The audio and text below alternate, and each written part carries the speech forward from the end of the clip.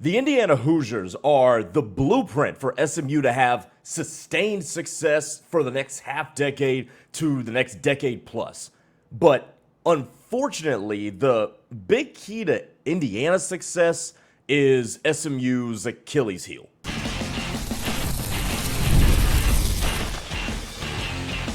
You are Locked On SMU, your daily podcast on the SMU Mustangs, part of the Locked On Podcast Network, your team every day. What's up, everybody? Welcome to Locked On SMU in this fresh week of the podcast here on the Locked On Podcast Network, your team every single day. Appreciate you making us your first listen of the day and for making us the #1 sports podcast network that is out there. My name is Grayson Singleton, college football host here in the South for over 3, approaching 4 years now, and now the host of Locked On SMU. Our show today is brought to you by FanDuel. The college football playoff is here, and FanDuel is the best place to get in on the action all playoff long. So visit FanDuel.com to get your college football playoff profit boost every game day during the CFP. Coming up on the show today, SMU men's basketball has a really big man problem. Talked about it last week that they had a big man problem. Now they got a big one. Like, it's worse. We'll talk about that. Plus, SMU has the second commitment in its 2027 class in the form of defensive tackle Amari Vickerson. So we'll talk about that to close up the show. But let's start out with the national championship that's going to be played tonight. Indiana and Miami. And Indiana has the blueprint for SMU to be able to have success. Like, it's got the blueprint. And when you think of Indiana, team that was floundering in the Big Ten, they hire a coach who establishes a culture and a really good one. He brings over some transfers, brings over his coordinators, and boom, they have success.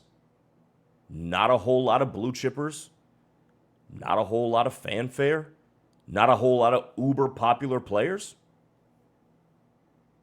but he just wins. And isn't that not the situation SMU finds itself in? Like, sure, they've made the jump to the Power 4, and it looks like they've been pretty successful. Rhett Lashlee is a good coach with a pretty solid culture. They're good in the relationship department. They've got the resources, just like Indiana is now being funded by Mark Cuban. Like, there's a lot of similarities here. Quarterback that was a 3-star kind of guy. The difference between Indiana and SMU, though, is Indiana is much more disciplined, and they out-execute everybody. Like, think about this. How similar, in terms of their standing in the college football relevance hierarchy, are Indiana and SMU? Historically, SMU a little bit better when you talk about the 80s. Indiana's never really been good, but in this day and age where resources rule, these two could be on a pretty similar playing field. But one executes better. And that's been SMU's Achilles heel, right? Because in the last couple of years, SMU's been the top of the country in terms of penalties per game. Indiana doesn't beat itself. Indiana always executes at the highest level. SMU this year, quarterback turned the ball over a little bit too much. Play calling goes awry at times. Missed tackles galore in the secondary. I think if SMU borrowed one attribute from a team that could very well go undefeated and win a national championship tonight, if they could borrow Indiana's discipline and precision when it comes to execution, SMU could be in the ACC championship game this year. They could have been in it in 2025, and they can be in it in 2026 if they adopt that blueprint. Because it's not as if Indiana's got all the ballyhooed players. It's not like if Indiana has really all the best players. Because they don't. Like, hell, a lot of you are going to watch this game tonight. A lot of y'all are going to watch this game tonight and not know who is playing for Indiana. But you're going to know Carson Beck, and you're going to know Mark Fletcher, and you're going to know Malachi Toney and Ruben Bain and Akeem Mesidor and Xavier Lucas. Like, you're going to know all those dudes. But the Omar Coopers, the Elijah Surratts, There's a linebacker from Indiana that's really good. His name's slipping my mind. But those are really good players, but you don't know them. But you're going to feel them because they're so disciplined and they make every play. If SMU, talented team, quarterback you should be high on, head coach who's a rising star along the college football landscape, really good defensive coordinator who has been noted as such by multiple outlets heading into the 2025 season. If Rhett Lashlee gets this team to be disciplined, to execute at a high level, SMU could be in the ACC championship game year in and year out. If they could just not beat themselves and then make fewer mistakes than their opposition, game in and game out. It's the New England Patriots approach, right? All those years where the Patriots didn't have a whole lot of wide receivers. They made really brilliant moves in the margins when it comes to their roster. Now, sure, they had Tom Brady, right? But they never were in the tops of the league when it comes to penalties, and they never beat themselves. And that's what Indiana's doing. Indiana doesn't beat themselves, and they are so disciplined. They're disciplined in gap control. They're disciplined in coverage. They're disciplined with their routes. Fernando Mendoza is disciplined. That is what Indiana's doing. And it's not as if they're in the national championship with a bunch of dudes that you know. There's no Jeremiah Smith on this team. There's no insert whatever running back. Jeremiah Love. There's no Jeremiah Love on this team. There's no Reuben Bain. There's no high-profile corner.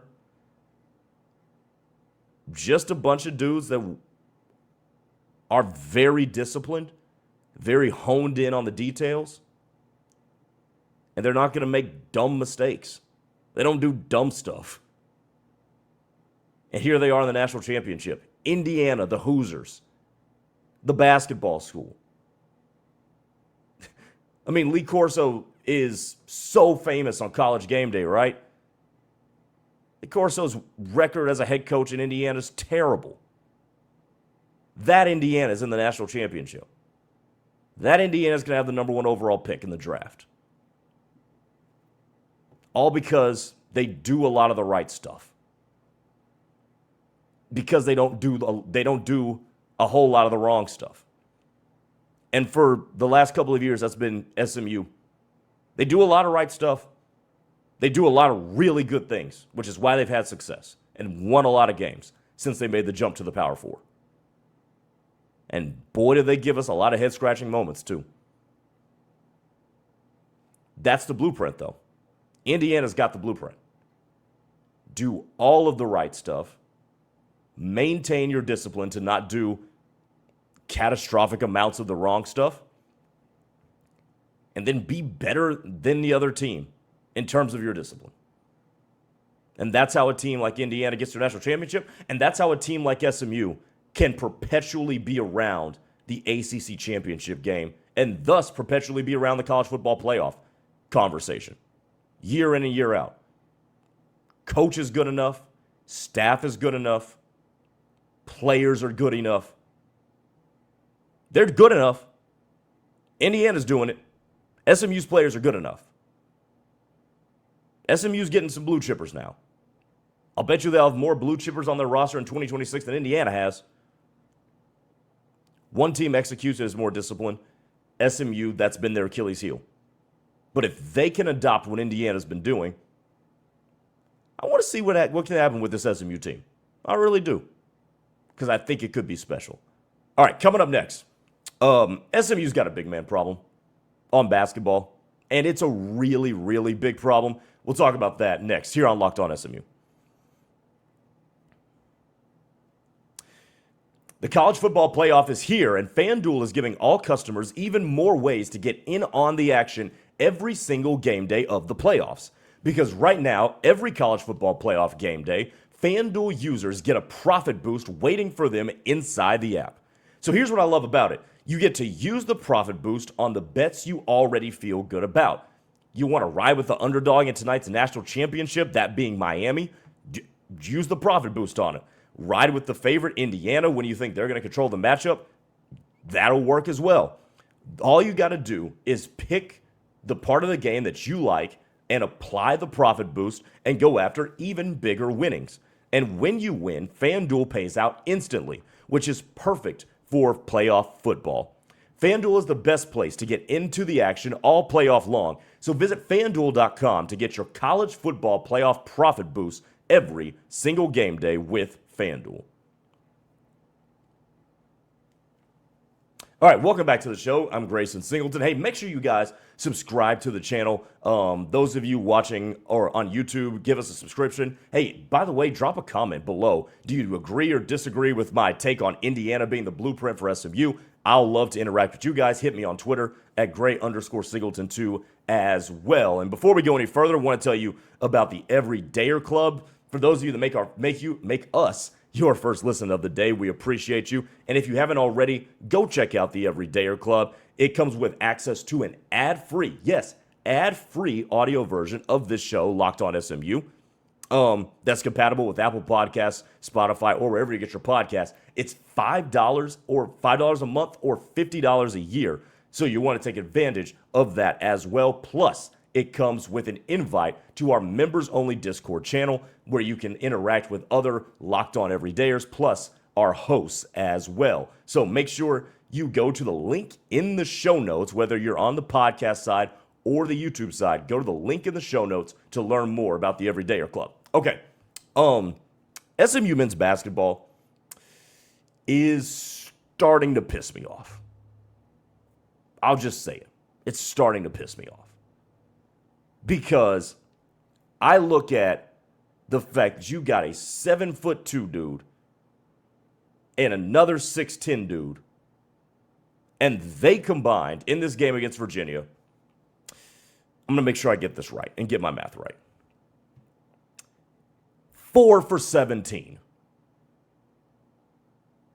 4 for 17. You're telling me that you got a 7'2" dude, another 6'10" dude. The 7'2" dude is a back-to-the-basket center who doesn't take shots from outside of 8 feet from the basket. The other can step out a little bit, but mostly, is in the mid-range to inside to the basket.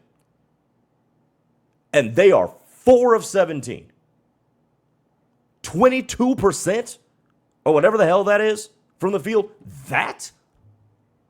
You're telling me, you're telling me that you have a 7'2" dude, who, by the way, is not a wire. He's not a wiry built dude, Samet Igatolu. He's a back-to-the-basket center. He doesn't take jump shots. And he's 3 of 11? 3 of 11. It's absurd. 3 of 11, 5 rebounds, and the Mustangs give up the rebounding advantage by 8, including 16 offensive rebounds, most of which led to open 2s or open 3s in that game against Virginia. I mean, it's bananas. You can't win like this.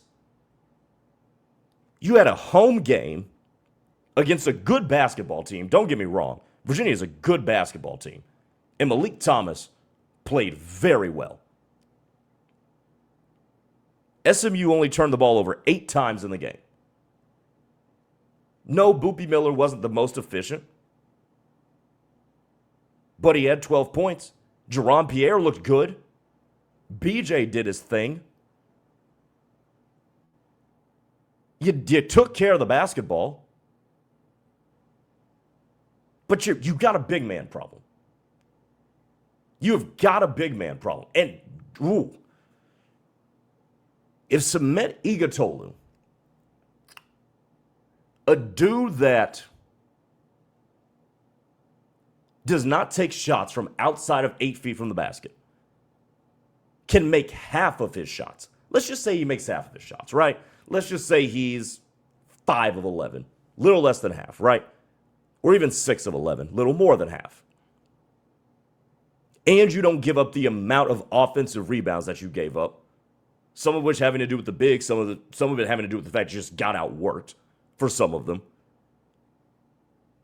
Take away half those offensive rebounds. Samet Igatolu just makes half of his shots of inside of 8 feet. SMU wins this game. They can go on more runs. They can get out in space and in transition. And then you can capitalize on the interior. So you've capitalized on the interior. You've gotten more stops and throwing up more zeros. You have a chance to, at home, get on runs, swing momentum in your favor. But you can't because you're 7-foot big man who doesn't take jumpers, by the way. Like, this isn't Karl Anthony Towns. Right. Like, this isn't Cam Boozer. Something like that. This isn't this. This is traditional. I take hook shots, layups, and dunks. And you're 3 of 11. And then Jaden Toombs comes in behind him, and I think Jaden Toombs has good basketball to play, just a freshman. Missed a large chunk of the year with the wrist. But he comes in and he's 1 of 6. And sorry, my voice is a little bit scratchy. I'm literally recording this at midnight. But it's just mind-boggling. Like, you can't win like this. They've got a problem. They have got a problem. And if SMU is going to go as far as SMU, I think, can go, because they can win a tournament game. SMU can win a tournament game. Can they get to the second weekend of the tournament? I don't know. Depends on matchups. Depends on seeding. But can they win a tournament game? Sure. Absolutely you can. But it ain't going to happen with this. Because this isn't sustainable. This isn't sustainable for winning. Because now you're putting so much pressure on the guys on the perimeter. Now you're putting pressure on a guy like Boopy Miller to be efficient every single night. And if you're going to be Samet Igatolu and you're going to take nearly as many shots as Boopy does in that game against Virginia, because Boopy took 12, Igatolu took 11. If you are going to take that many shots, all of them inside of 8 feet, you got to convert more of them. It just has to happen. And then the rebounding's got to be better. The rebounding has got to be better. Because there were plenty of times where SMU played really good defense and then got outworked on the boards against Virginia. Plenty of times. It just is not sustainable. You got by Virginia Tech, and that's great on Boopy Miller's heroics. It was a cool moment. It made SportsCenter. I mean, we were talking about it for days. It was great. But if you're going to have a 7-2 guy who does not space the floor, and therefore you're basically playing a 4-out, 1-in, it's easier to help, easier to clog the driving lanes and stuff like that, passing lanes too. Gotta be more of a threat. And by the way, the whole rebounding thing is going to have to be better. Wake Forest on Tuesday night shoots a lot of threes. In terms of volume shooting, they shoot the highest number of threes, not the highest, but one of the highest numbers of threes in the ACC. And they make a lot of them too. But what if they start missing? Just going to keep giving up offensive rebounds? What if you're Igatolu and you've got another size advantage? You got to be able to make him pay. Because right now, nobody's scared of him. Doesn't rebound. I believe at this particular moment in time, he is shooting from the field 54%, which is cool. 54% is cool. But if you look at recent trends, it's not great. That's got to be fixed if SMU is going to go as far as it can. If SMU is going to challenge for an ACC tournament title, that's got to be fixed. It's a problem. It's a really big problem. And it needs to be corrected ASAP. All right, coming up next. Let's celebrate. SMU's 2027 class has a new addition. We'll tell you about who that is and why it's so important on the other side to close up the show. Hey, tax season doesn't have to take over your life. This year, TurboTax is making it easier than ever to just hand things off and move on with your day. With TurboTax full service, you can have your taxes done for you by a trusted local expert start to finish without the stress or the guesswork. So instead of spending hours trying to figure out forms, you can meet with a local TurboTax expert in person, or you can connect online. They handle everything from W-2s to self-employed forms and work to get you every single deduction. Plus, here's the best part to me. You can upload your documents, go about your day, and get updates right in the TurboTax app. Somebody's handling it for you. You get to knock out other tasks that you have during your busy day. So for a limited time, you can have your taxes done by a local TurboTax expert for just $150 all in if a TurboTax expert didn't file for you last year. Just make sure that you file by February 28th. Take taxes off your plate and get back to your life. Visit TurboTax.com/local to book your appointment today. All right, let's close up the show with some new news for the Mustangs as the 2027 class is now back up and running as the Mustangs get their second commitment in the class after they land Amari Vickerson, 3-star defensive tackle from the Houston area, has committed. He now joins Malachi Ziegler as the only commits in the 2027 class. So, yeah, you had Malachi Ziegler. He obviously is going to continue to be a guy that's a peer recruiter. You've got your quarterback in the class. That's a really good thing, too, because that allows your class to continue to keep moving and keep pushing and really get the ball rolling once you've got your QB. But what's interesting about this commitment to me is a numbers game, right? Because you talk about a situation where Jeffrey Mbaugh and Terry Webb, your starting DTs, are out the door after the 2025 season. David Chukwuemeka could have played their tackler in. Don't really know. Honestly, doesn't really matter now because he's not going to join SMU, which is a bummer. That's a bummer. I was interested to see what kind of role that kid was going to be able to carve for himself at SMU. But either way, like, he's not going to be joining the team. And I think that's a huge loss. But if you look at where SMU stands in terms of defensive tackle, Tavion Atkinson is incoming in 2026. You have a Montre Harris, who's an end, Dakota Dixon, who is a defensive tackle. And then you go Keith Doty, 6'4", 300-pound, from Mesquite Petite. And that's where you are. You needed more depth at that position. And when we talk about recruiting, it's a big, big numbers game. It's a huge numbers game because you got to figure out who's outbound, who's inbound, who could potentially transfer, right? Case in point, DJ Warner. They didn't want him to go, but he just ended up having to dip out.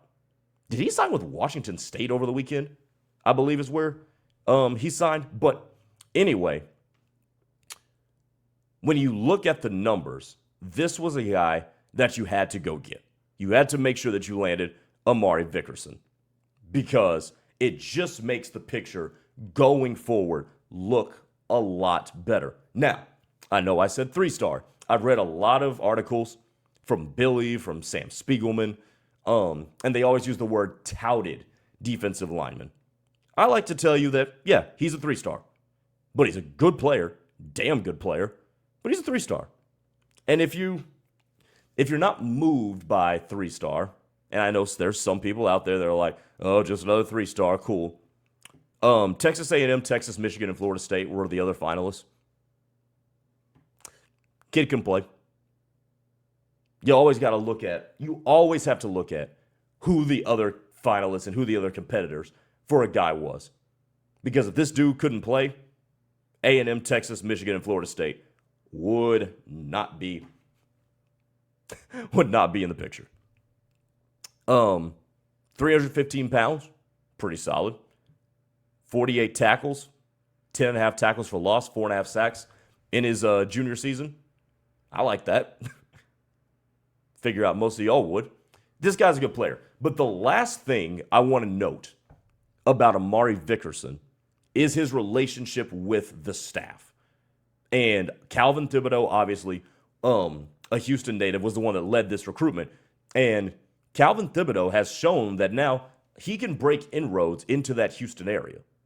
So I like the ability to spread your footprint into that area of Texas because, again, a lot of good football players down there in that Houston area. So I like the ability for you to spread your footprint there and go get a player that a lot of other people wanted. Texas and Texas A&M are a lot closer to home to Amari Vickerson than SMU is. And SMU got him. But when I look at the quotes and I look at Amari Vickerson's relationship with the staff and his outstanding experiences when his visits to the Hilltop occurred, this guy could be a pretty good pre-recruiter. So I've got a plus side on the numbers.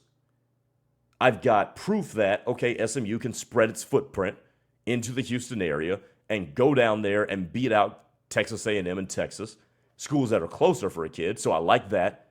And then I like a guy that has a great relationship with the institution and with the staff, because that's how a guy can go sell more people that, hey, they're going to take care of you. Come up here. So all around, you get a good player, you get an inroad, and you get an ambassador. That's cool stuff. It's cool stuff. You beat out a bunch of other prestigious programs for him like that. I think you're in really good shape with a kid like that. And I think that helps you go forward in terms of building this class. Malachi Ziegler loves it at SMU. Amari Vickerson seems like he loves it too. And good on SMU for pulling ahead of schools like Texas A&M when they did. And remember this, Amari Vickerson was eyeing a summer commitment.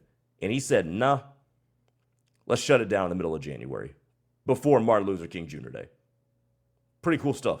Pretty cool stuff to me. That's stuff that stands out for sure. Let's see if what he can do as an SMU Mustang. Will be fun. All right, appreciate you guys making us your first listen of the day here on Locked On SMU. That'll do it for our Monday show. Hey, remember, if you never miss an episode, the Everydayer Club is for you.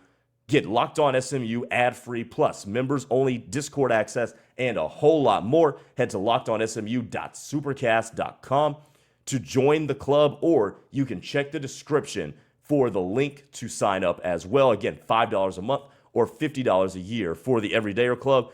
For those of you on YouTube, your second listen of the day is the National Locked On Podcast Network YouTube channel. For those of you on audio, please make Locked On College Football your second listen of the day. All right, we'll talk to you guys tomorrow on Tuesday. Enjoy the national championship tonight, by the way. Happy MLK Day. We'll talk to you guys tomorrow.